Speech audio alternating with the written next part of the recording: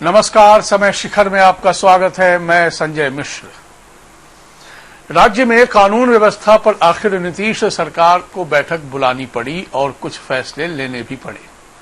इन फैसलों से कितना असर होगा ये तो वक्त बताएगा, लेकिन वर्तमान खौफनाक जरूर है। भविष्य को लेकर गहन चिंतन करने की जरूरत है। पटना, बाढ़, समस्तीपुर, बेतिया, बेगूसराय, जमुई, मुजफ्फरपुर से चिंता पैदा करने वाली खबरें आ रही हैं। मुख्यमंत्री के साथ अधिकारियों की बैठक के बाद गृह सचिव और डीजीपी की पीसी में भी पटना और मुजफ्फरपुर को सबसे क्राइम वाला इलाका माना गया। खराब कानून व्यवस्था को लेकर हम लगातार खबरें दिखाने को मजबूर हैं। सम्मानित मेहमानों से इस पर चर्चा भी कई बार हम पहले भी कर चुके हैं, लेकिन बावजूद इसके अपराध की खबरें थम नहीं रही। हमारे साथ तमाम मेहमान मौजूद हैं। हम उनसे इस मुद्दे की तह में जाकर पड़ताल करेंगे, लेकिन सबसे पहले कुछ खबरें आपको बताते हैं।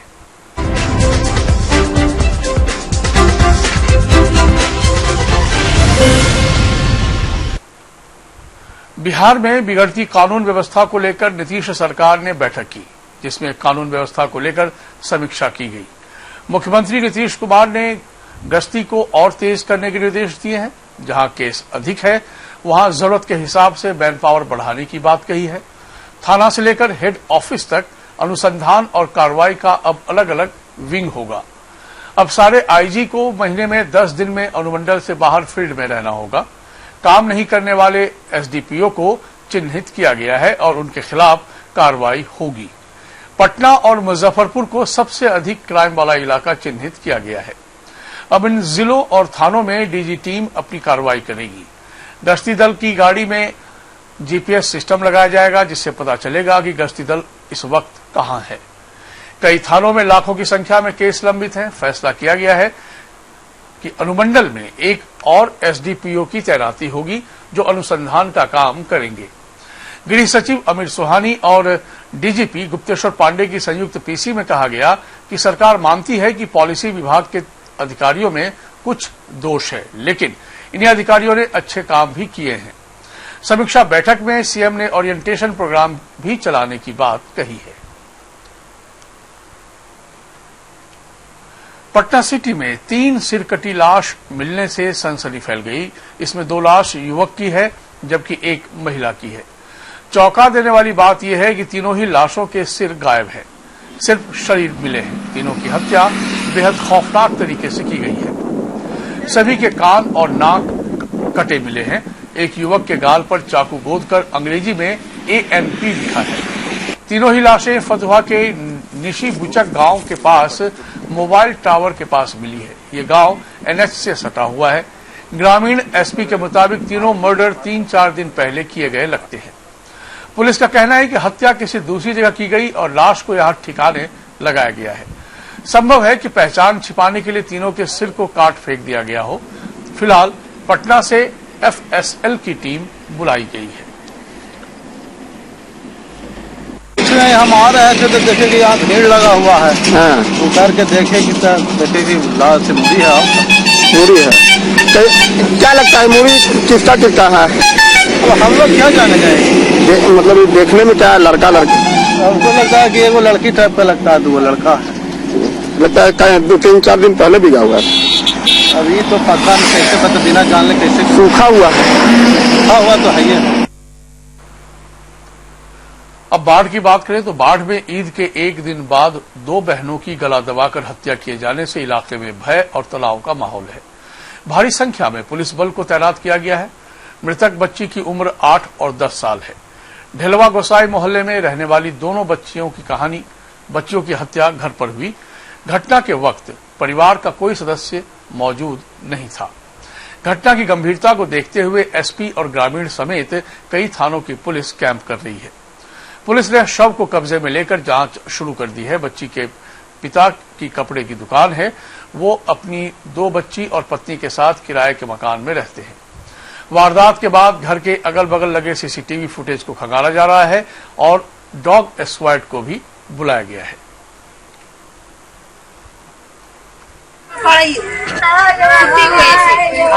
इधर का खुला हुआ भिड़का हुआ उधर की भी भीड़ हुआ है, पीछे भी है, कोई नहीं, ये तुम सूचना दी गई कि 2 सगी बहनों की गला घोटकर हत्या कर दी गई है। तो एएसपी पाड़ और हमारे द्वारा पीओ को विजिट किया गया है और माता पिता के आवेदन पे मामला दर्ज किया जा रहा है और अनुसंधान किया जा रहा है। तो मौके पर आसान कैसे क्या हुआ था, घर में कौन था सर? घटना के वक्त बच्ची की माता बाहर गई हुई थी और पिताजी साथ बगल में उनका दुकान है कपड़े का, वहां पर थे। जी हाँ, बहुत सारे सवाल हैं, चिंता थोड़ी गहरी होती है कि आखिर ऐसा हो क्यों रहा है। सरकार ने समीक्षा बैठक की, समझने की कोशिश करते हैं अपने खास मेहमानों से। इस वक्त पटना स्टूडियो में जेडीयू की आधिकारिक प्रवक्ता सुहेली मेहता जी, आपका बहुत स्वागत है। विजय नारायण मिश्र, आप सीपीआई के नेता हैं, आपका बहुत स्वागत है। डॉक्टर मुकेश कुमार, आप राजनीतिक विश्लेषक हैं, आपका बहुत स्वागत है। और डॉक्टर संजय कुमार, आप राजनीतिक विश्लेषक हैं, आपका भी बहुत स्वागत है। सुहेली जी, सरकार ने इनिशिएटिव इस वक्त तो लिया है, लेकिन बिहार की परेशानी थोड़ी बढ़ रही है, खासकर अपराध को लेकर। कई दिनों से लगातार इस तरह की घटनाएं हो रही हैं अलग अलग इलाकों में, क्या कहना है?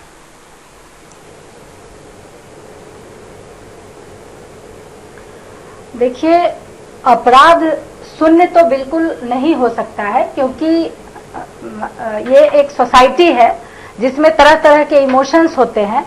आप अपराध के प्रकार भी देख रहे होंगे, अभी आप जो बता रहे हैं, तो अपराध तो परिवार में भी हो रहे हैं, इसलिए अपराध शून्य नहीं हो सकते हैं संजय जी। लेकिन हाँ, ये एक बात जरूर हम कह सकते हैं कि हमारी सरकार में अगर उस तरह के क्राइम केसेस आते हैं तो उस पर निश्चित रूप से कार्रवाई की जाती है, पुलिस उससे संज्ञान में लेती है। और अगर पुलिस से ऊपर बात उठ जाती है, अगर संज्ञान में नहीं लेती है, तो सरकार फिर हमारे मुख्यमंत्री जी तक इसको संज्ञान में लेकर और उसको दूर करने की, उस समस्या को दूर करने की कोशिश करते हैं। उसी कड़ी में ये जो बीच बीच में समीक्षा बैठक होती रहती है बिहार सरकार की, मुख्यमंत्री खुद उस समीक्षा बैठक को लेते हैं।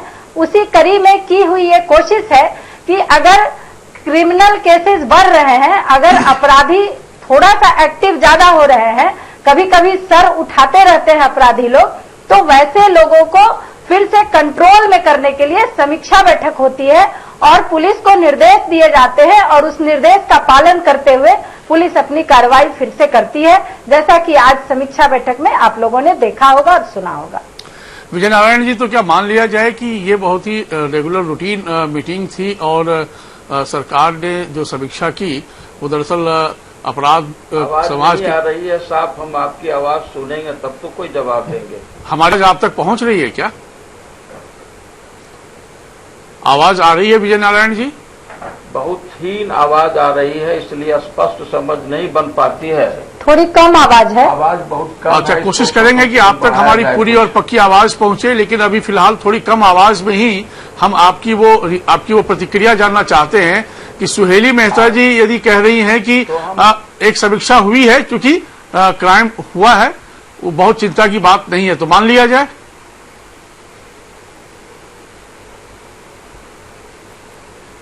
नहीं, ऐसी बात मानने लायक नहीं है। इन्होंने एक बात सही कहा कि अपराध ये कोई नई बात नहीं है, पहले भी अपराध हुआ करते थे और ये हमारे सभ्यता के शुरुआती काल से ही हमारे समाज में कुछ न कुछ अपराध होते रहे हैं। लेकिन अपराध के जो चरित्र आज दिखाई पड़ रहे हैं वह पहले नहीं दिखाई पड़ते थे।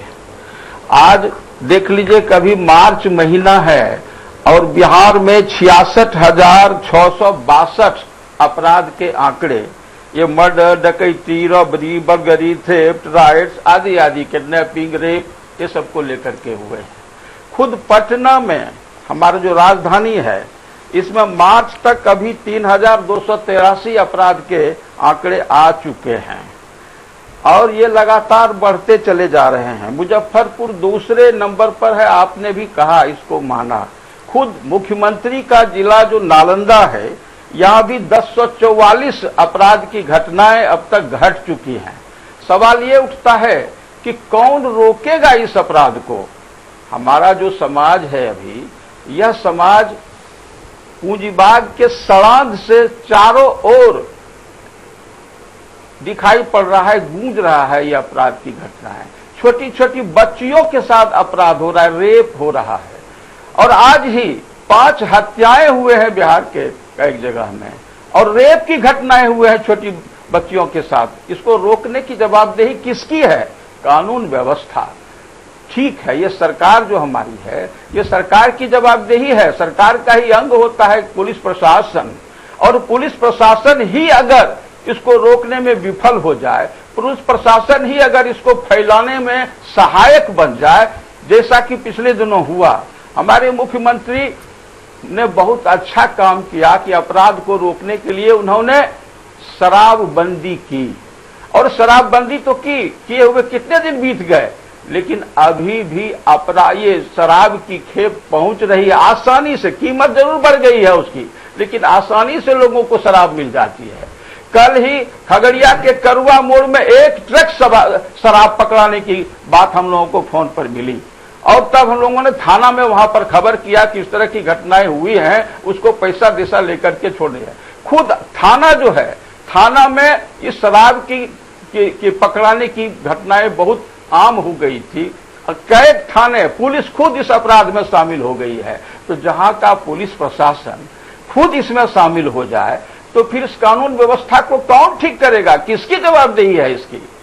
सुहेली जी जवाब दीजिए। मेरे ख्याल से आपसे बेहतर कौन जवाब देगा, क्योंकि कानून और व्यवस्था तो आपकी सरकार है, और सरकार पुलिस प्रशासन के जवाब ले लेते हैं सर। ये करना चाहती है। कानून व्यवस्था हमारे यहाँ है, हमारे यहाँ कानून भी है, और नया कानून बनाने की जरूरत भी नहीं है। लेकिन क्या वो कानून जब तक लागू नहीं होगा, लागू करने वाले अगर खुद उसमें संलिप्त हो जाए, तो फिर कैसे ये अपराध की घटना? ठीक सर, जवाब सुन लेते हैं।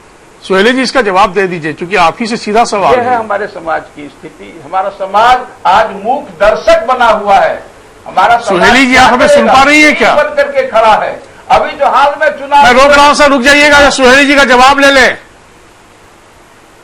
जो है इसके अपराध के रिकॉर्ड हैं। सुहेली जवाब दीजिए। देखिए, जहां तक शराबबंदी की बात इन्होंने कही, तो ट्रक में शराब पकड़ा गया, इसका मतलब कि प्रशासन गंभीर है, लेकिन आगे क्या कार्रवाई हुई उस पर जांच करने की जरूरत है।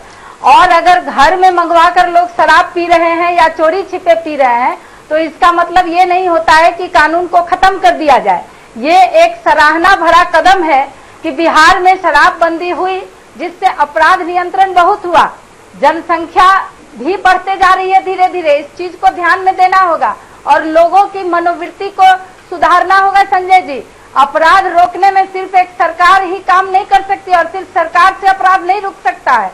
प्रशासन के साथ साथ आम आदमी को भी आगे बढ़ने की जरूरत है। अगर बगल वाले के घर में झगड़ा होता रहता है, उसकी पत्नी को कोई पीटता रहता है, तो बगल वाले घर का लोग जाके टोकता तक नहीं है कि आप ऐसा क्यों कर रहे हैं।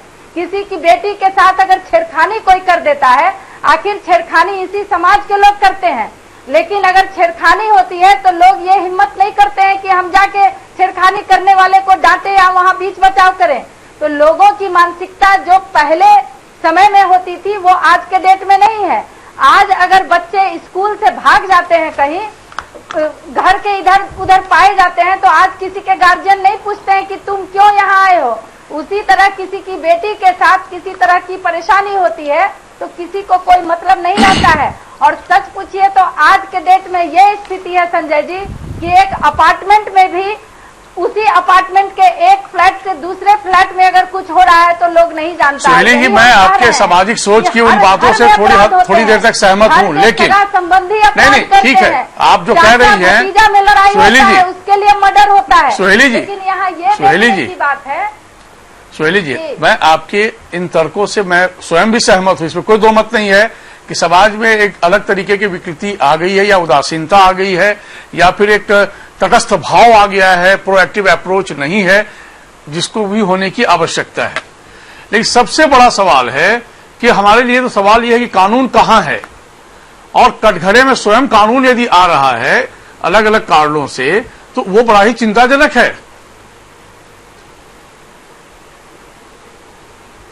तो कानून है तभी तो मुख्यमंत्री जी संज्ञान में लेते हैं घटनाओं को। अगर घटनाएं होती हैं तो मुख्यमंत्री जी खुद उसे संज्ञान में लेकर और उसके लिए कोशिश करते हैं कि अगर अपराध हो रहे हैं तो उस पर नियंत्रण हो। तरह तरह के निर्देश आज जो दिए हैं कि केस एफआईआर दर्ज करने के लिए अलग हो, जांच के लिए अलग कमेटी हो, हर चीज के ये सुध अब क्यों आई है, बड़ा सवाल तो ये भी है। ये एक कोशिश है। मुख्यमंत्री तो लगातार हैं, ये सुध अब क्यों आई? तो मुख्यमंत्री लगातार समीक्षा बैठक करते हैं संजय जी। आज तक बिहार के इतिहास में कोई सरकार ऐसी थी कि अपराध और कानून पर भी समीक्षा बैठक होता होगा? अब देखिए पिछले 30 साल से लगभग तो 15 साल आपके चल रहे हैं और फिर 15 साल लालू जी के रहे। दो ही सरकार को हम लोगों ने देखा है 30 साल से। पर नियंत्रण कर सके ताकि लोग समाज में शांति और सुख चैन से रह सके। जी मुकेश जी, अब मैं समीक्षकों को जरा समझना चाहता हूं। मुकेश जी, ऑर्गेनाइज्ड क्राइम तो नहीं है, ये बात तो सही है, लेकिन क्राइम के जो तौर तरीके में बदलाव और अलग अलग तरीके का जो क्राइम देखने और सुनने को मिल रहा है, उससे थोड़ी चिंता गहरी होती है। और यदि सब कुछ ठीक ही रहता तो मुख्यमंत्री को एक सख्त निर्देश नहीं देने पड़ते अब। लेकिन क्या ये कुछ महीनों पहले या एक साल पहले से ही सख्ती यदि बरती जाती तो आज शायद हम कुछ बेहतर स्थिति में होते?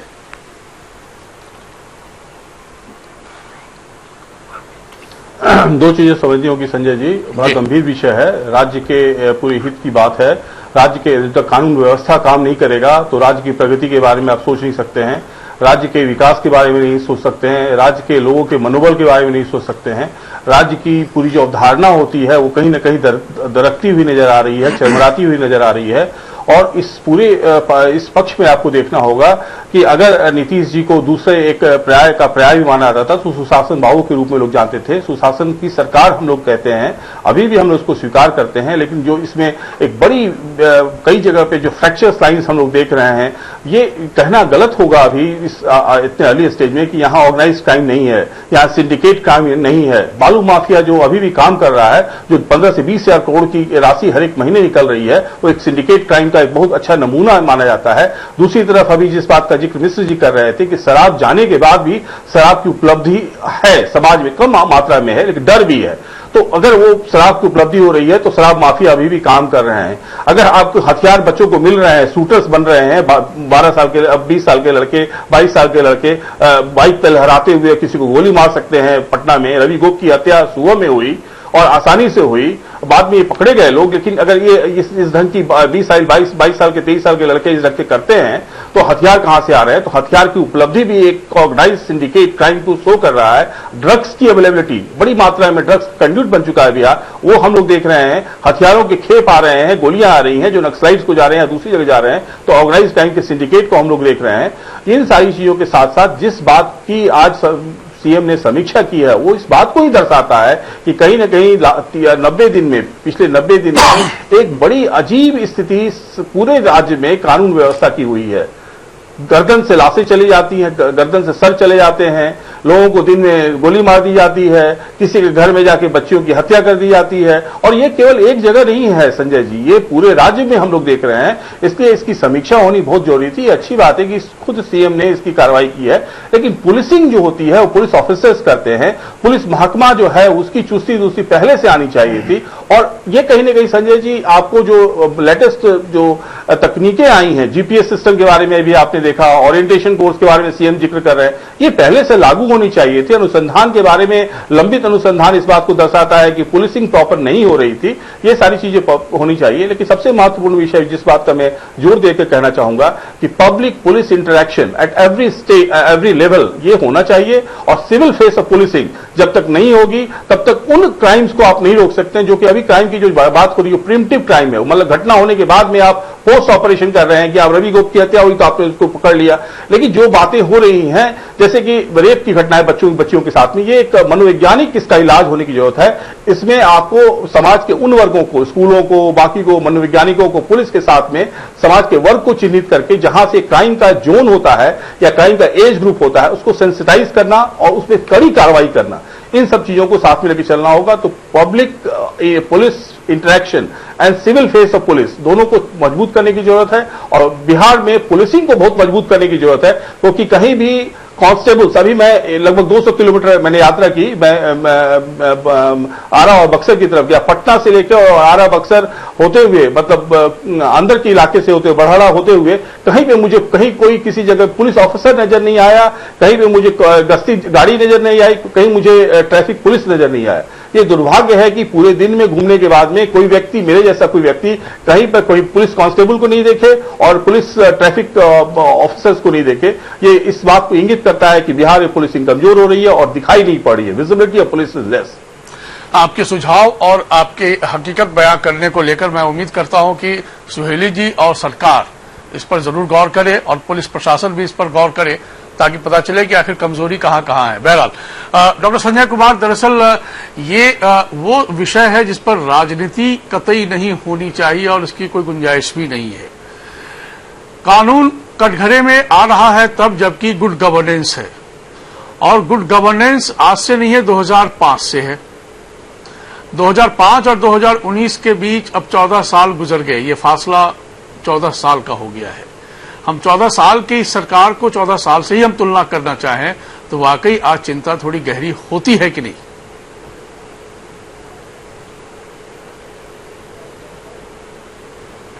बिल्कुल चिंता गहरी होती है। और 2005 में जब नीतीश कुमार जी आए थे तो इनको बदलाव का वाहक माना जाता था।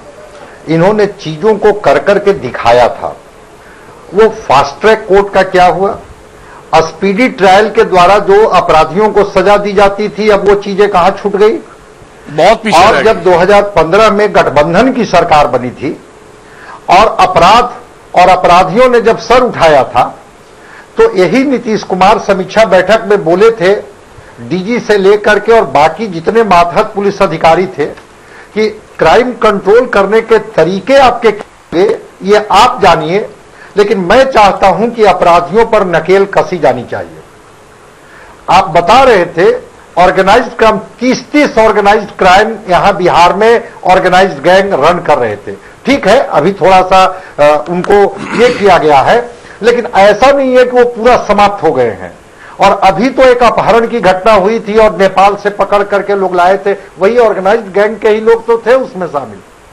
लेकिन इधर विगत जो 30-40 दिनों में जिस तरह से घटनाएं बढ़ी हैं, सड़कों पर गोलीबारी हो रही है, दिन के उजाले में जगदेव पथ के नजदीक वो लड़के फायर कर रहे हैं, 1-2 फायर नहीं, 8, 10, 12, 14 फायर, और 1-2 घंटे के बाद पुलिस वहां पहुंचती है। राजधानी पटना का ये हाल है। साइकोलॉजिकल क्या मैसेज देना चाहते हैं सोसाइटी को?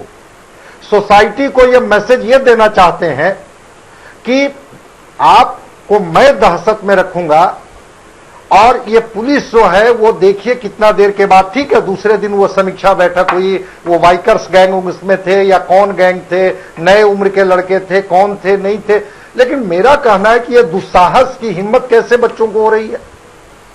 तो सुबह सुबह गोली मार दी जाती है, ठीक है उनका बैकग्राउंड क्या रहा वो छोड़ दीजिए, लेकिन चाहे वो शिक्षा का मामला हो, स्वास्थ्य का मामला हो, सुरक्षा का मामला हो, ये सरकार का मामला है और ये सवाल सरकार से होंगे। लेकिन जो दूसरा महत्वपूर्ण पक्ष भी है, जो सुहेली जी कह रही थी, अच्छी बात वो कह रही थी कि व्यक्ति सामाजिक जिम्मेवारियों से नहीं बाहर जा सकता है।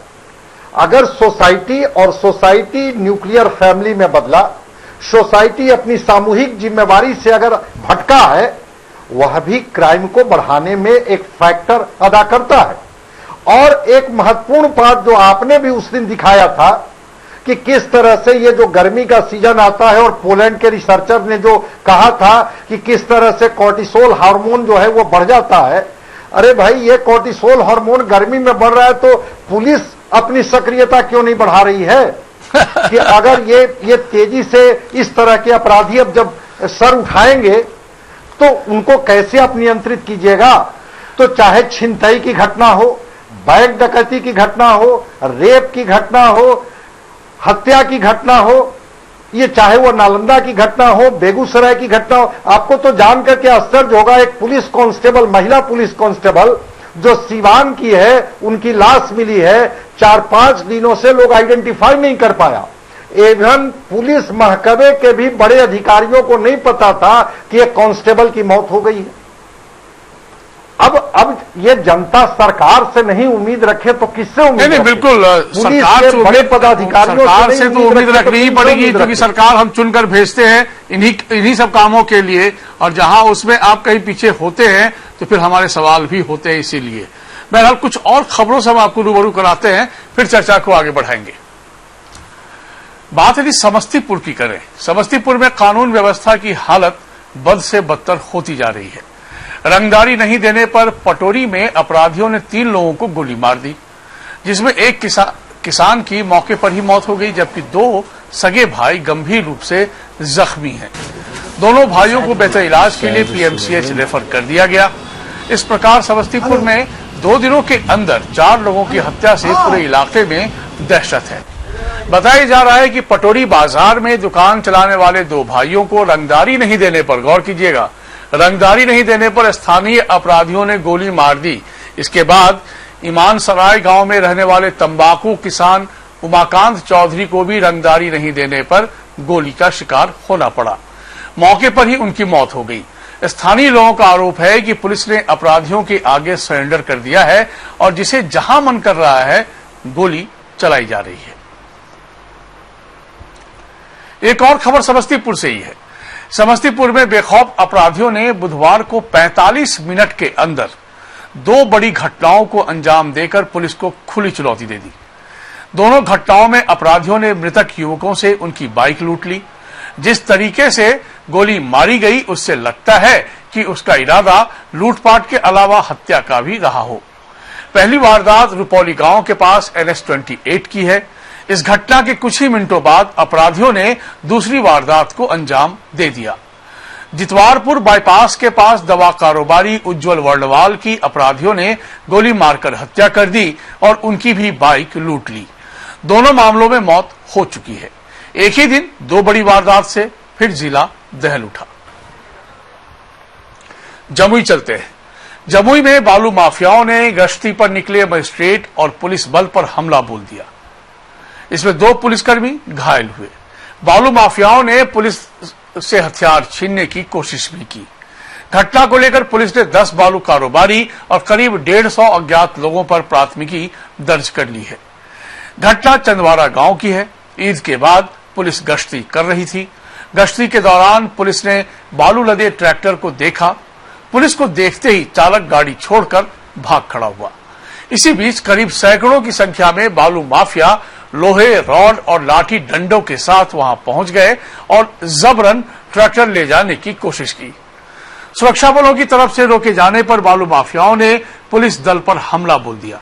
सुरक्षा बलों की तरफ से विरोध करने पर उन पर ईंट पत्थरों से हमला किया गया और ट्रैक्टर लेकर भाग गए। इस हमले में सैप जवान और जिला बल का एक जवान बुरी तरह घायल हुआ है। दोनों का इलाज सदर अस्पताल में चल रहा है। इससे पहले भी बालू माफिया कई बार हमला कर चुके हैं, लेकिन जिला प्रशासन की तरफ से कोई ठोस पहल नहीं की गई। इसी का नतीजा है कि बालू माफियाओं का मनोबल इस कदर बढ़ गया कि अब पुलिस बल पर हमला भी किया जा रहा है। बेतिया की ओर रुख करते हैं। बेतिया के पूर्व विधायक और बीजेपी के राष्ट्रीय उपाध्यक्ष के भाई पर मारपीट करने का मामला सामने आया। विधायक के भाई पिंकू ने एक दुकानदार के स्टाफ की पिटाई की और जबरन गाड़ी में ले जाकर घर पर भी पिटाई की गई। विधायक के भाई के मारपीट का वीडियो वायरल होने के बाद पुलिस ने कार्रवाई जरूर शुरू कर दी है। पुलिस ने कई ठिकानों पर छापेमारी की, जिसके एक गाड़ी को जब्त भी किया गया। विधायक का भाई पिंक फरार बताया जा रहा है। पिंकू पर पहले भी रंगदारी के कई मामले दर्ज हैं और दबंगई की वजह से पीड़ित परिवार फिलहाल कुछ भी बोलने से डर रहा है।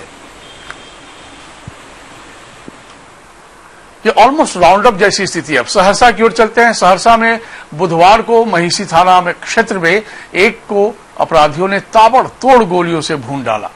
खून से लथपथ हालत में युवक को अस्पताल ले जाया गया, जहां उसने दम तोड़ दिया।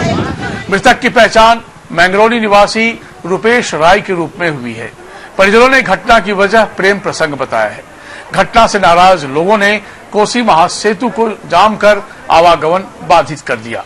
जाम हटाने गई पुलिस को भी आक्रोशित भीड़ का शिकार होना पड़ा।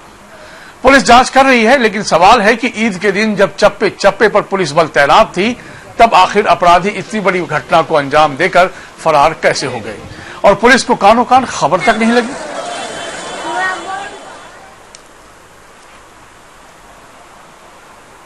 समस्तीपुर की एक और खबर आई है, बुधवार नहीं, वो खबर हमने बता दी आपको समस्तीपुर की, जो पहले हमने बताई थी। तो ये सारी स्थिति है। समस्तीपुर की बात करें, जमुई की बात करें, सहरसा की बात करें, कई इलाके हैं जो इस वक्त थोड़े तनाव में हैं, दहशत में हैं। तो सुहेली जी, सवाल तो होंगे और जरूर होंगे, क्योंकि इस तरह की घटनाएं वाकई परेशान तो करती है।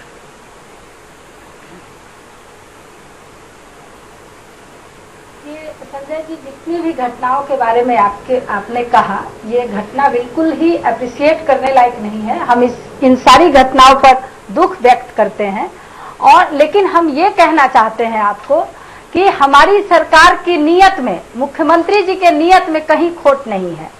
जो भी घटनाएं होती हैं, आपराधिक घटनाएं होती हैं, उसको संज्ञान में लिया जाता है।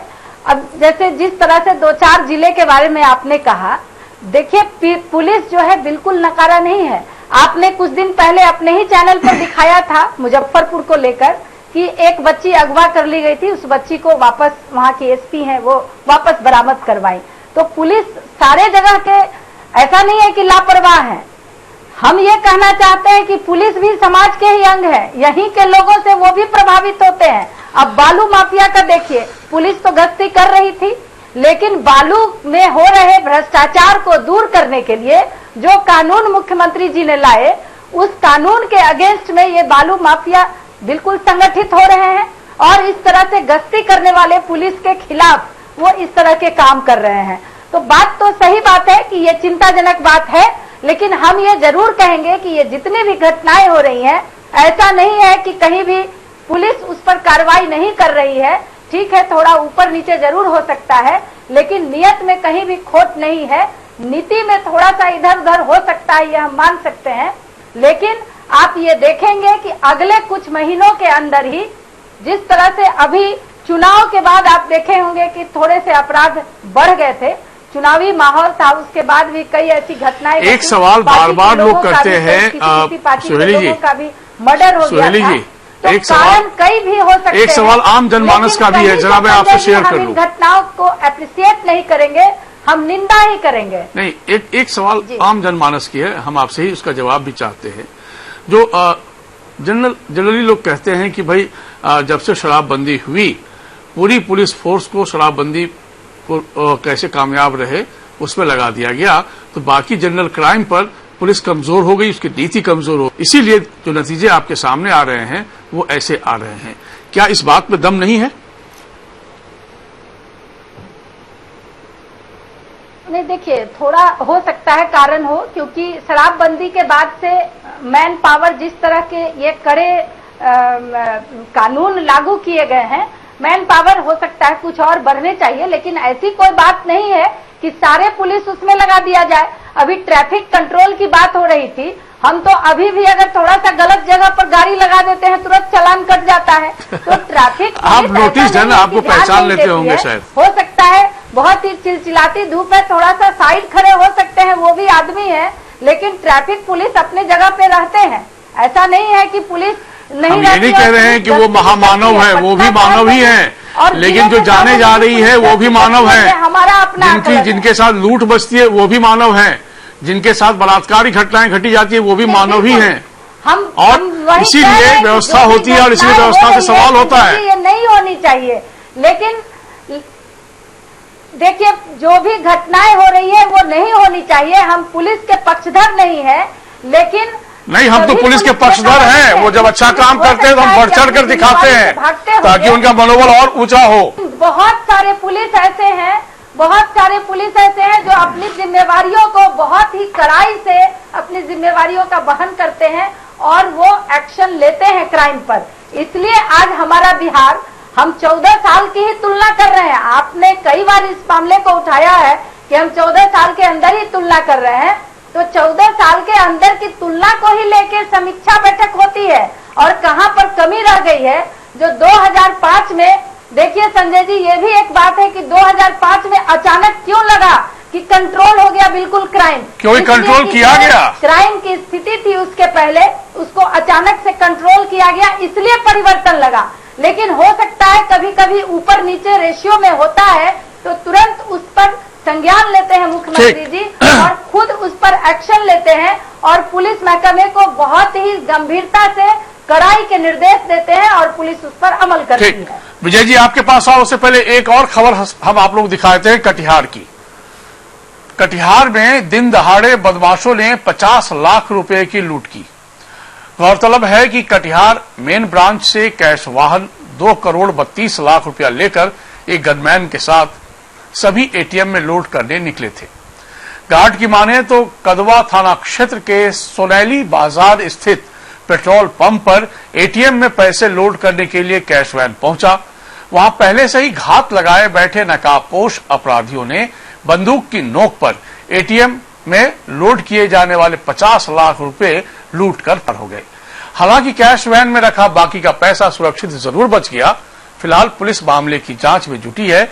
लेकिन ये बताइए कितनी खोखली व्यवस्था है हमारी। एक गार्ड के भरोसे 2 करोड़ से ज्यादा की रकम हम भेज रहे हैं, जहां नकाबपोश अपराधी पहले से ही वहां पर घात लगाए बैठे थे।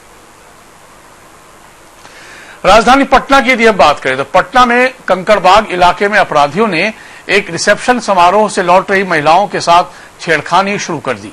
विरोध करने पर अपराधियों ने महिलाओं के साथ मारपीट भी की। घटना के बाद यहां एक मानवीय पक्ष सामने आ रहा है। जेडीयू विधायक के अंगरक्षकों ने बीच बचाव किया तो अपराधियों ने उनके साथ मारपीट जरूर की, लेकिन अंगरक्षक इसमें बुरी तरह घायल हो गए। वहां एक मानवता सामने आई जहां अंगरक्षक ने खुद बीच बचाव करने की कोशिश की। हंगामा बढ़ता देख सभी आरोपी मौके से फरार हो गए, लेकिन घटना की पूरी तस्वीर सीसीटीवी में कैद हो गई। पुलिस मामले की गंभीरता को देखते हुए जांच में जुट गई है। यहां एक पहल दिख रही है, एक मानव की पहल। अंगरक्षक ने बीच बचाव करने की कोशिश की थी, जहां महिला के साथ छेड़खानी करने की कोशिश हो रही थी। उन्हें चोट जरूर लगी, लेकिन यहां मानवता सामने स्पष्ट तौर पर दिख रही थी और ऐसे अंगरक्षकों को हम नमस्कार करते हैं। विजय नारायण जी, कुछ अच्छी तस्वीर आती है तो मन गदगद हो जाता है, जहां कोई आगे बढ़कर पहल करता हो, लेकिन बाकी तस्वीर उदासीन होती जा रही है।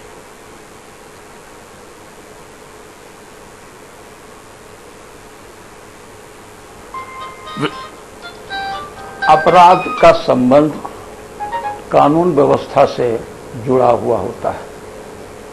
अपराध, चोरी, डकैती, मर्डर, ये सारे जितने कानून होते हैं वो भ्रष्टाचार से जुड़े होते हैं। भ्रष्टाचार और अपराध का चोली दामन का संबंध होता है जी।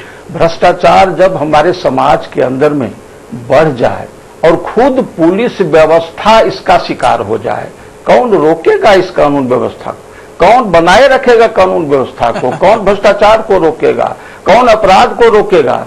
जिसके ऊपर अपराध को रोकने की जवाबदेही है, अगर वही संलिप्त हो जाए अपराध में, तो कैसे? पिछले दिनों आप ही के रिकॉर्ड्स आए हैं, दुनिया भर के रिकॉर्ड्स आए हुए हैं। हमारे पास पूरा फाइल यहां पर पड़ा हुआ है और उसमें सारे रिकॉर्ड्स मर्डर के हैं, डकैती के हैं, रॉबरी के हैं, बलगरी के हैं, थेफ्ट के हैं। ये सब पुलिस प्रशासन के जरिए जो कुछ रिपोर्ट मिला है, इसके ये पेपर हैं। तो कौन रोकेगा जब रोकने वाला ही उसमें शामिल हो जाए? तो ये कानून व्यवस्था का सवाल सरकार का एक अहम चिंता का विषय होना चाहिए। आज से नहीं, बहुत पहले से ये बात आ रही है। मुजफ्फरपुर शेल्टर होम का जब मामला आया, किसने संरक्षण दिया उसको? सरकार ने। सरकारी संरक्षण में वो अपराध की घटनाएं घटी। छोटी छोटी बच्चियों के साथ रेप हुए, महीनों होते रहे, उनको दबाने का काम किसने किया? सरकार ने किया। सरकार के संरक्षण में ये हुआ। कहां बात हम करें? कैसे ये अपराध रुकेगा? ये अपराध रोकने की जवाबदेही सरकार की है। निश्चित तौर से आम लोगों की भी भूमिका यहां पर होती है। आम लोगों को हम नजरअंदाज नहीं करते हैं, लेकिन आम लोगों की भूमिका एक सीमित है इसमें।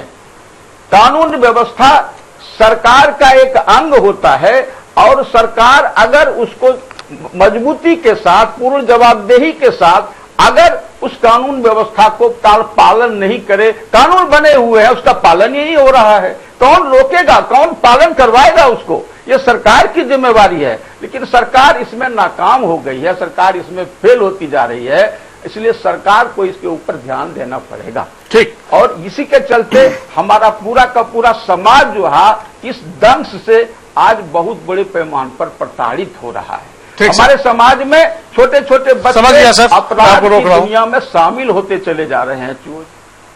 जी मुकेश जी, दरअसल क्या है कि जब सरकार सत्ता पक्ष के लोग जब कहते हैं कि हमारी सरकार की नीयत में कोई खोट नहीं है, हम मान भी लेते हैं नीयत में कोई खोट नहीं है, लेकिन यदि नीति कमजोर होती है तो कहीं न कहीं नीयत उदासीन हो रही है, ये सवाल तो हमेशा मौजूद है ना।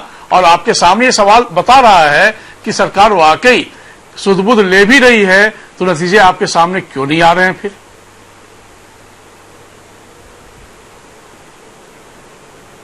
बिल्कुल संजय जी, ये चयनित सरकार है, आम जनता की सरकार है, आम लोगों की सरकार है, और कल्याण जो आम सरकार होती है, प्रजातंत्र की सरकार होती है, उसका पहला दायित्व होता है लोक कल्याणकारी राज्य।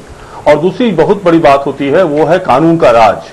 तो आज आपने जो इसको पूरी संबोधित किया है कटघरे में कानून, तो कटघरे में कानून तो है ही, लेकिन कटघरे में आज यहाँ की सरकार भी खड़ी है, क्योंकि जो घटनाएं जिस ढंग से आप दिखा रहे हैं, सारे राज्य में अलग जगह से घटनाओं का चित्रण और वर्णन कर रहे हैं, वो इस बात को दर्शाता है कि सरकार और सरकार की कानून के राज की धज्जियां उड़ रही हैं। सरकार कहीं न कहीं बहुत ही विफलता की तरफ बढ़ रही है। इसको रोकने की जरूरत है, या उचित है कि उन्होंने एक मीटिंग बुलाई है जिसकी समीक्षा खुद मुख्यमंत्री ने की है, लेकिन उन सारी चीजों को वही चिन्हित किया गया है जो पहले भी चिन्हित किए जा चुके थे। तो कहीं न कहीं ऑर्डर के इम्प्लीमेंटेशन में उसको पूरी जमीन पर उतारने में सरकार अभी तक विफल रही है। कुछ चीजें जो बहुत ही महत्वपूर्ण है संजय जी, जैसे उदाहरण के रूप में बिहार का फेक करेंसी के कॉरिडोर के रूप में उभर के आना।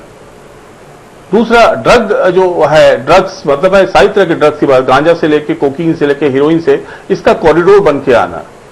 तीसरी जो सबसे बड़ी बात है कि वीपन फैक्ट्री जो है, इतनी प्रयासों के बाद भी, चाहे वो मुंगेर में था, उससे नवादा आ गया, नालंदा आ गया, कि छोटे छोटे जगहों पे जो ये मशरूम ग्रोथ हुआ है वीपन फैक्ट्रीज का, हथियार बनाने का, अवैध हथियार बनाने की फैक्ट्रियां जो हैं, जिसके लिए पूरी देश की पुलिस व्यवस्था चिंतित है, चाहे वो दिल्ली पुलिस हो, चाहे आंध्र की पुलिस हो, हथियारों का आदान प्रदान, यहां तक कि बांग्लादेश तक जा रहे हैं। और वीपन के अपग्रेडेशन, ये जो छोटे छोटे पहले हथियार बनते थे, क्योंकि मुंगेर में फैक्ट्री थी, वहां से कारीगर निकलते थे, उनका समायोजन होता था स्थानीय स्तर पे, और वो अवैध हथियार बनाते थे। लेकिन अब जो उनकी स्किल्स हैं, उनके जो हथियार बनाने की ताकत है, और उस हथियार की जो की प्रगति जो है, उसकी मारक क्षमता है, उसमें अभूतपूर्व प्रगति हुई है।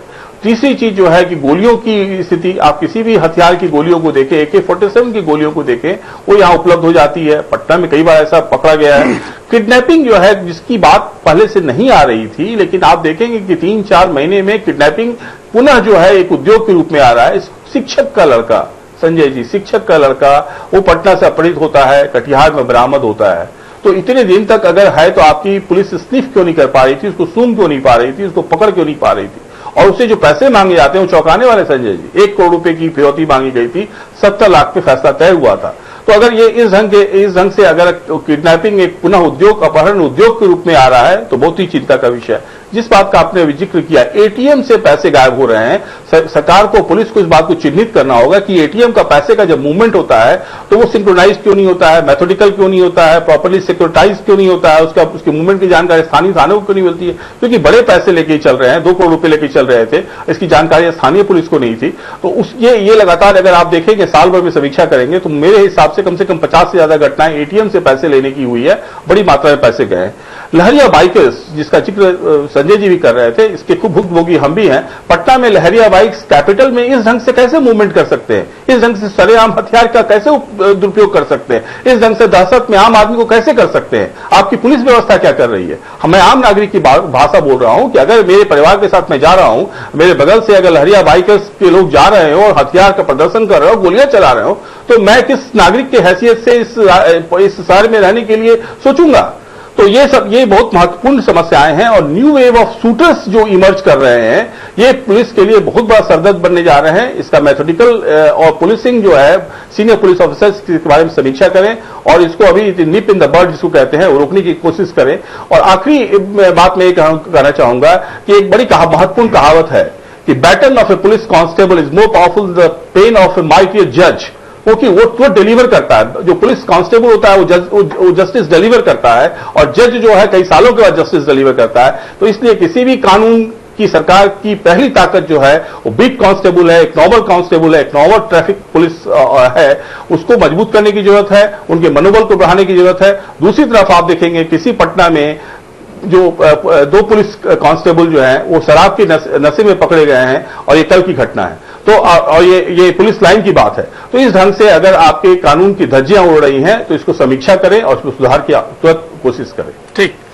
तो डॉक्टर संजय कुमार, क्या माना जाए, सरकार की नीयत में खोट नहीं है या नीति बिल्कुल उदासीन हो गई है, जहां अवैध हथियारों की फैक्ट्रियां अपनी जड़ें गहरी करती जा रही हैं, जहां आपको आसानी से आप बहुत कोशिश करें, थोड़ी बहुत कोशिश करें तो AK-47 भी आप इलीगल तरीके से आपको उपलब्ध हो जाएंगे और लहरिया कट और फायर करते हुए पटना की सड़कों पर भी आपको नजर आएंगे, लेकिन पुलिस वहां नहीं नजर आएगी।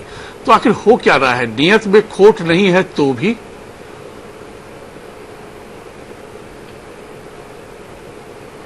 नहीं, देखिए, एक उदासीनता तो दिखती है। और मिश्र जी ने जो बात कही कि भ्रष्टाचार अपराध की जननी है, जब चीजें भ्रष्टाचार से तय होने लगेगी तो अपराधी तो सिर उठाएंगे ना। जो कॉम्पिटेंट अधिकारी हैं वो कॉम्पिटेंट अधिकारी पढ़े हुए हैं कहीं ना कहीं, और जो वैसे अधिकारी जो किसी न किसी के चहेते हैं उनको कोई बड़ी जिम्मेवारी दे दी जाती है। अब वहां पर तो एक क्लैश होता है और चीजें वहां छूटती हैं। आज जो ओरिएंटेशन में जो चीजें कही गई कि भाई जो आईजी लेवल के अधिकारी होंगे वो 10 दिन फील्ड में रहेंगे, भाई जोन में तो बांटा ही गया है आईजी साहब को, वो क्यों नहीं फील्ड में रहते हैं? इसके लिए पहले सरकार क्यों नहीं उनको गाइडलाइन जारी की?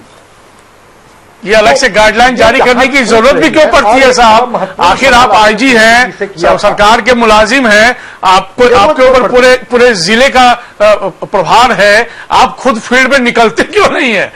5 साल के बच्चे थोड़े ही हैं जो सरकार अलग से निर्देश करे तब आप ऐसा काम करें। संजय जी, सवाल तो है। बिल्कुल, मैं वही बता रहा हूं कि फिर आखिर इसकी माने उनको नसीहत देने की जरूरत क्यों पड़ रही है ओरिएंटेशन के माध्यम से? दूसरा महत्वपूर्ण पार्ट, जब थानों के माध्यम से जब ये बू आने लगती है कि ये अपराधी इनके मदद से बच जाएंगे, ये बालू माफिया इनका लाभ उठा लेंगे, ये शराब माफिया इनकी मदद से बच जाएंगे, तो वहां पर तो अपराध सर उठाएगा। ठीक है, मिश्र जी अपने तरीके से चीजों को रख रहे थे कि पूंजीवाद ही इसके पोषक हैं। मैं मानता हूं कि जब चीजें भटकती है वहीं पर तो सरकार की जिम्मेवारी बनती है कि आप जनता की चुनी हुई सरकार हैं, जनता कम से कम आपसे सुरक्षा की उम्मीद तो करती ही है, और जब सुरक्षा ही नहीं मिलेगी तो इससे तो घाटा सरकार को होगी। जब आप सुशासन की बात, सुरक्षा की बात करेंगे जब जनता के बीच में जाकर के, तो कैसे होगा? अब 12-1 बजे हमारे ही इलाके में वाइकर से एक व्यक्ति जा रहा है कैश लेके और 1 लाख रुपया छीन लिया जाता है। भाई कैसे चीजें ट्रैप हो जा रही है, कैसे छीन ले रहा है, कैसे अपराधी बच निकल रहे हैं और पुलिस बाद में लाठी पीटते रह जा रही है। तो कहीं ना कहीं से आपका इंटेलिजेंस फेलियर तो है, कहीं ना कहीं आपकी सीआईडी कमजोर हो रही है, कहीं ना कहीं इंफॉर्मेटिव पुलिस आपकी नहीं है, या अगर है भी तो चीजों को एक्ट नहीं कर रही है। तो सवाल वहां पर है। और मैं एक प्रश्न मैं आपसे करना चाह रहा हूं डॉक्टर संजय कुमार, सरकार को फिर लागू करनी होगी। डॉक्टर संजय कुमार, एक मन में बार बार सवाल आ रहा है, कटिहार की घटना जो घटी, 2,32,00,000 कैश वैन में एक गार्ड ले जा रहा हो और वो एक गार्ड जो है वो एटीएम में प्रवेश करता हो पैसा डालने के लिए, 50 लाख की रकम या जो भी रकम थी। ये तो कानून सम्मत ही नहीं है कि एक गार्ड ले जाएगा इतनी बड़ी रकम। भाई 3-4 गार्ड्स होते हैं, ये हो कैसे रहा है? इसका मतलब कहीं ना कहीं सिंडिकेट काम कर रहा है। आप भी बैंक में जाते होंगे बिल्कुल। आप भी अगर बैंक में जाते होंगे तो एक लिखा हुआ होता है कि अगर इतना राशि आप निकालेंगे तो स्थानीय थाना को आप इसकी सूचना दे देंगे ताकि वो राशि लेकर के आप सुरक्षित घरों पर जा सके। और 2-2 करोड़ की राशि एक गार्ड के भरोसे छोड़ दिया जा रहा है। भाई कहीं न कहीं तो एक शक की गुंजाइश बनती ही है कि एक गार्ड को अगर 4 अपराधी भी घेर लेते हैं तो एक गार्ड अकेले क्या कर लेगा। तो कहीं न कहीं से जो एक सवाल है, मैं नियत पर सवाल नहीं उठा रहा हूं, क्योंकि मैं शुरू में कहा था कि इस नीतीश कुमार ने बिहार को बदल के दिखाया था और खास कर करके अपराध के मामले में, इसलिए उनको बदलाव का बाह कहा जाता था। आखिर ये उदासीनता क्यों, किस स्तर पर उदासीनता आ गई और क्यों आई, जिसकी वजह से नीतीश कुमार वही हैं, अनुभव इनके लंबे हुए हैं और अनुभव लंबे होने के बाद जो परिणाम आ रहे हैं वो परिणाम नकारात्मक आ रहे हैं। तो ये उदासीनता ही दिख रही है।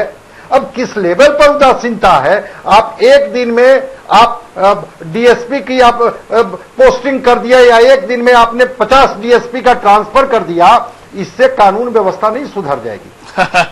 सुहेली जी दरअसल क्या है, समझ गया सर, सुधरेगी मॉनिटरिंग के द्वारा। बिल्कुल सुहेली जी, कहीं न कहीं उदासीनता थोड़ी इसलिए गहरी हो रही है, हम फिर बार बार कह रहे हैं कि हम 2005 के नीतीश कुमार को 2019 के नीतीश कुमार से तुलना करते हैं।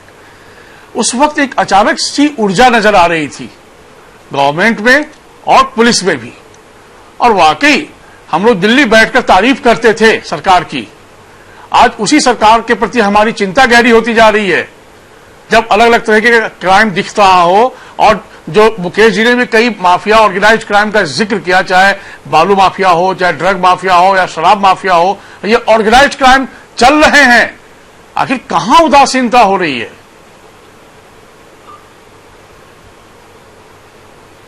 देखिए संजय जी, आपको इसलिए बहुत ज्यादा परिवर्तन 2005 में लगा कि जब आप बिल्कुल बर्बाद चीज को अचानक से सुधरा हुआ देखेंगे तो जरूर आपको अंतर लगेगा। थोड़ा बहुत अपराध होता ही रहा है, पहले भी होता था, आगे भी होगा। अपराध पर बिल्कुल अपराध को रोका नहीं जा सकता है, नियंत्रण किया जा सकता है। हाँ, नियंत्रण में थोड़ा बहुत इधर उधर होता है कभी कभी। इतना बड़ा बिहार है, 11-11.5 करोड़ जनता बिहार में रहती है। ये जो आपने जितने आंकड़े दिए अभी अपराध के पिछले 2-3 महीने, हमने कोई आंकड़े नहीं दिए, हमने अभी एक हफ्ता की आपको खबर दिखाई है, 3-4 दिन पुरानी खबर और आज तक की खबर। इतना भी नहीं चाहते हैं कि अपराध हो, बिल्कुल हम कहीं नहीं चाहेंगे कि इतना भी अपराध हो। लेकिन एक बात हम आपको जरूर कहेंगे कि हमारी सरकार में चाहे वो कोई भी व्यक्ति हो, अगर क्राइम करता है, भ्रष्टाचार करता है, संजय जी हमारे यहाँ पर कह रहे थे कि कोई किसी को बचा लेगा इसलिए उसको डर नहीं लगता है कि हमको तो बचा ही लेगा, ऐसा कोई यहाँ पर इंटेंशन नहीं और कोई स्कोप नहीं है किसी का। भ्रष्टाचार पे हम चर्चा करेंगे सुहेली जी, और आपके सामने हम रखेंगे उदाहरण भ्रष्टाचार का। जिम्मेवार इस सरकार में खुद है। किस तरीके से आज अगर हम कोई क्राइम कर सकते हैं संजय जी, तो मेरे को बचाने वाला कोई नहीं है यहाँ पर। चलिए खैर, बहुत शुक्रिया। हमें भी विश्वास नहीं है कि अगर हम कोई क्राइम करते हैं तो हमको कोई बचाएगा यहाँ पर। आप तो नहीं क्राइम करेंगे, आप क्राइम नहीं करेंगे क्योंकि आप प्रबुद्ध नागरिक हैं। भ्रष्टाचार और सांप्रदायिकता से समझौता कोई नहीं कर सकता है। थोड़े बहुत उतार चढ़ाव जरूर है और कहीं कोई उदासीनता नहीं है। जांच का उदासीनता है, आप नहीं मानेंगे, मैं समझता हूँ आपकी व्यवस्था। बहुत शुक्रिया आपका, बहुत धन्यवाद विजय नारायण मिश्र जी, आपका बहुत धन्यवाद। डॉक्टर मुकेश कुमार, बहुत धन्यवाद। डॉक्टर संजय कुमार, आपका विश्लेषण के लिए। फिलहाल कटघरे में कानून तो है और ये स्वीकारना होगा। बेशक हम चाहे कोई भी तर्क दें, वो पचता नहीं है, क्योंकि आपके सामने अपराध की घटनाएं जिस तरह से घटित हो रही हैं, वो वाकई थोड़ी चिंता को गहराती है। उम्मीद करनी चाहिए कि मुख्यमंत्री ने समीक्षा बैठक की, जो निर्देश दिए हैं पुलिस प्रशासन उसका ईमानदारी पूर्वक प्रतिबद्ध तरीके से पालन करेगा, और यदि करेगा तो विश्वास मानिए अपराध भी रुकेगा, हमें विश्वास है। लेकिन जरूरत इस बात की है कि उसमें प्रतिबद्धता भी हो, सिर्फ खाना पूर्ति नहीं हो। नमस्कार।